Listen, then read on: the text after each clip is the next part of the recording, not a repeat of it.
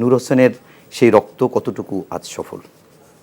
না, ও কথা যদি ওরকম করে যদি জিজ্ঞেস করেন তাহলে মানে নূর হোসেনের আত্মদান থেকে এই পর্যন্ত গণতন্ত্রের এমন কোনো উন্নতি হয়নি। তো বরঞ্চ যেটাকে বলে না রিগ্রেশন বলে, পিছিয়ে যাওয়া, অবনমন হওয়া, অধঃপতিত হওয়া, এইরকম অবস্থা হয়েছে। গত 16 বছর তো এইটা কোনো গণতন্ত্রের তো প্রশ্নই নাই। স্বৈরতন্ত্র এত নিকৃষ্ট মানের ছিল, এই ধরনের লুটপাটের ব্যাপার ছিল, হৃদয়হীনতা ছিল, নীতিহীনতা ছিল, যে এটা কারোর সাথে তুল্যই মনে হয় না আমার কাছে। মানে আমরা তো ধরেন বইপত্র পড়েছি যে জার্মানরা কী রকম ছিল, গেস্টাপো বাহিনী কত নৃশংস ছিল, কিন্তু এখানে তার চেয়ে কম কি। মানে আমি বিশ্বযুদ্ধের ছবি যেগুলো দেখেছি তার মধ্যে যে নৃশংসতা দেখেছি ওটা যদি বাস্তব হয়, তার তুলনায় ঢাকা মহানগরের রাস্তায় যেটা হয়েছে সেটা আমি কোনোটাই কম মনে করি না। যেমন ধরেন নূর হোসেনের ব্যাপারটা কীরকম, ও বুকে পিঠে লিখে রেখেছে, মানে তার একটা প্রত্যয় বোঝা গেছে যে জীবন দিতে হলে দেবী, তবু লড়াইটা করবে।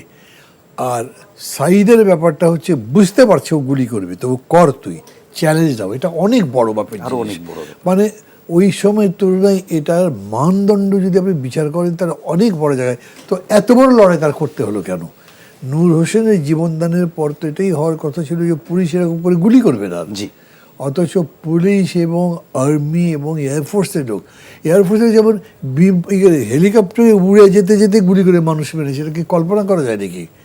আমি এই রকম ছবি বিশ্বযুদ্ধের সময় বা হিটলারের অত্যাচারের কাহিনীতে আমি এরকম দেখি নাই। মানে বিশ্বযুদ্ধের উপর এবং হিটলারের অত্যাচারের উপর বেশ কয়েকটা ছবি হয়েছে, হয়তো মুসলিনিটা তুলনামূলকভাবে কম পেয়েছি, আমি দেখেছি কম, কিন্তু এটা একেবারে মানে বলার বাইরে যে আপনি ধরেন একটা অনেক উচ্চতার উঠছেন, হেলিকপ্টার ওখান থেকে গুলি করে মানুষ মারছে, দেখছে কোথায় কোথায় আছে। তো এই ঘটনা থেকে আমি বলছি যে আমাদের জন্য এটা খুবই দুর্ভাগ্যজনক যে এরকম এখন আমি বলতে বাধ্য হব যে নূর হোসেনের জীবনদানের তো তাহলে কোনো মানে দাঁড়ালো না। কারণ তারপরেও এত বছর পরে এই লড়াইটাই করতেছে, এবং তার চেয়ে ভয়াবহ লড়াই, নৃশংসতার বিরুদ্ধে লড়াই। এখন যা হলো এইবার, এটার মূল্যায়ন কি হবে সেটা তো এখনো বলবার সময় হয়নি। বিকজ তফাৎ আছে, একটা হলো কি এরপরে মানে ওই সময়ের চেঞ্জেরও একটা কোয়ালিটি ছিল, ওই সময়ের চেঞ্জেরও একটা কোয়ালিটি ছিল। সেটা কি ওই সময়ে কমিটমেন্টটা অন্য কিছু ছিল না, একটাই কমিটমেন্ট ছিল যে একটা ফেয়ার ইলেকশন করা। কিন্তু এখন আমরাই কমিটমেন্টটা এনে দিয়েছি যে শুধুমাত্র সরকার পরিবর্তন নয়, রাষ্ট্র পরিবর্তনও করতে হবে, গুণগত উৎকর্ষ বা পরিবর্তন সাধন করতে হবে। দুটো কাজ যখন একসাথে করতে যাবে সরকার, বা যেটা যাচ্ছে তারা, সেটা যে কতখানি কি সফল হবে সেটা তো জানি না এখন পর্যন্ত। 3 মাস যা গেছে সেটা যদি বলেন, এটা ভালো মন্দ দুই রকমই বলা যাবে।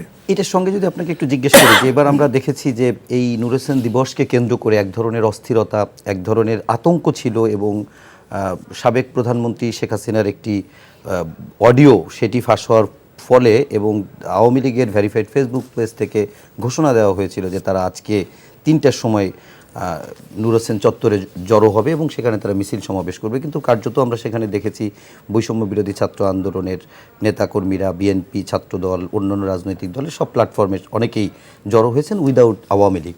তো আসলে এরকম একটা আতঙ্ক জায়গা ছিল, কিন্তু দিন শেষে কেমন কি মনে হলো? এটা আপনি আতঙ্ক বলছেন, কিন্তু আমি তো আতঙ্ক মনে করি না। কেন? আমি মানুষকে আতঙ্কিত দেখিনি। তবে এখন হয়েছে যে পুলিশ ধরেন জেলায় জেলায় নির্দেশ দিয়েছে এগুলো এগুলো করতে পারবে না, সতর্ক থাকো। পুলিশের সতর্ক পাহারায় দেখা গেছে, ঢাকাতেও দেখা গেছে।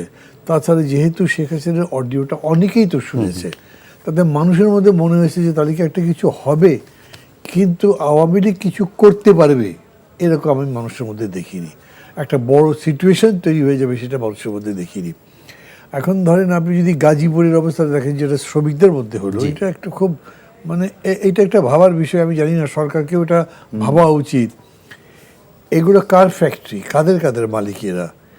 এই আন্দোলনটা ধরেন আজ থেকে 1 মাস আগেই একবার হলো, সেটা রিপিটেশন এখন কেন এবং এই দিনে কেন এরকম করে হলো?